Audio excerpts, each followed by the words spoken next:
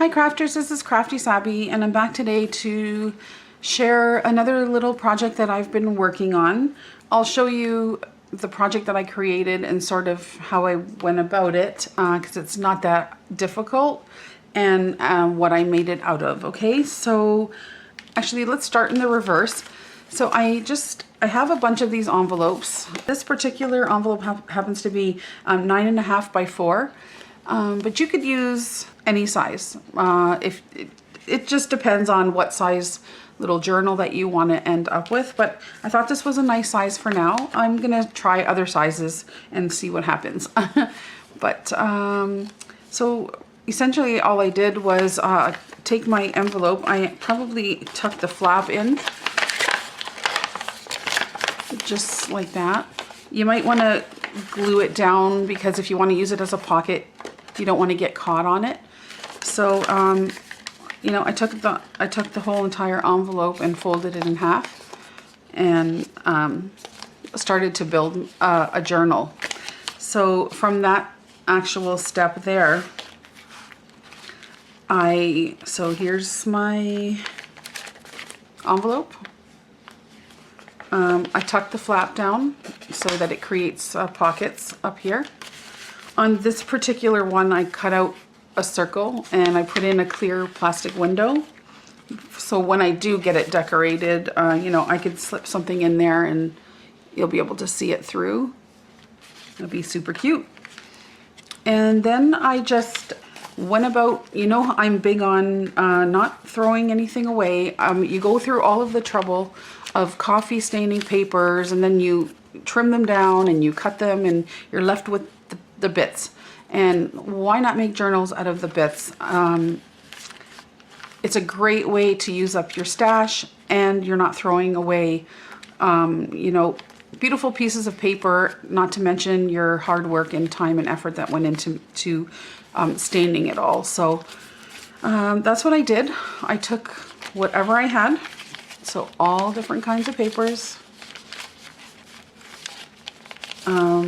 I made pockets out of some of them, like this one, and I just layered them up all together there, and then I just took it to my sewing machine up and down a bunch of times to make my spine. Or you could just go about it the same way with the 3 holes and a needle and thread and, you know, do your binding that way. Whatever works. This, I'm going to be honest, rarely works for me. Usually I end up tearing the paper and the pages are falling out and whatnot. But I don't know, maybe it's this crazy stitch I used or something, but it seems to be holding. I'm more a fan of actually sewing it with my needle. So that's that step there. This is kind of what I came up with. So I took my journal and I just used my distress ink around the edges. I'll open this one up so that you can see. There's the envelope right there. And this one had some beautiful coffee staining on it. And then I just layered up some things. I got some beautiful fabric under there, some kind of gold fabric. This is wax paper that I've had a bunch of questions actually while we're on the wax paper subject about how I get my wax paper to be coffee stained. And in all honesty, what I do is when I spend an afternoon coffee staining paper, while I'm baking the other pages, I sometimes don't use a tray. I will just put the papers, the wet papers, down on a big piece of wax paper and I'll put that into the oven, and then I'll use that same sheet 4 or 5 times until I actually like what's on the wax paper, and that's kind of how I get this. Actually, let me show you. Oh, I cut that one up. I was going to try to show you a whole sheet here. Here. So these would be like the sheets that I use in the oven. Well, you can see some of them get pretty burned.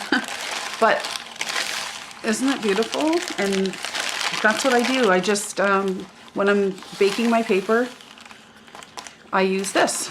And then I also use this as, you know, pages for my journal, because I love the way it sounds. I love the way it feels. And if we had smell-o-vision, you would say that it smells really good too. So, yeah, that's what I do with, I'm sure a lot of you do that too. So anyway, back to this, that's what's there. I used some old book page and a piece of ephemera. I have no idea where I got it. I did some sewing and then layered up some doilies like I usually do, and there's a button on there.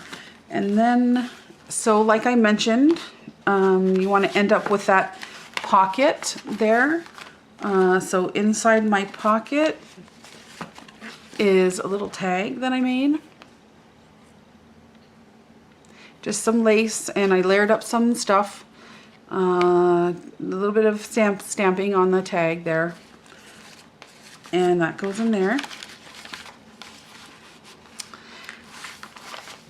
Maybe that's a glare. And then on this side is just a piece of ephemera. This is a paper clip and an envelope. And that comes off. Little envelope with some paper inside.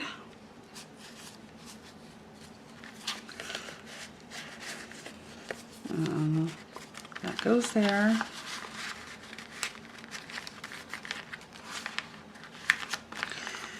And then again is just my pages. Lots of space for writing. Purchase order forms. There's a little pocket. I kind of kept them as empty as possible because these are great just for, you know, throwing in your bag. And so that's another paper clip on another envelope that I made. More writing places. Ledger. Just stapled on a little saying there for intuition. Some beautiful coffee staining. This has a little booklet that I made. There's some extra pages inside.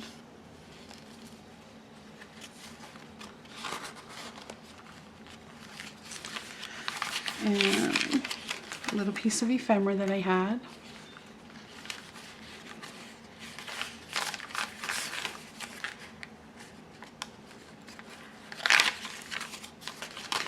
And that's it. And then inside here I just have a copy of an old piece of ephemera that I have. It's been folded and unfolded so many times, it just has that old feel to it. And I just love it. And I put that in there.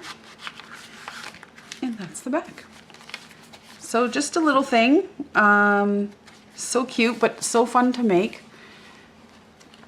So if you've got, you know, your envelopes hanging around and you don't know what to do with them,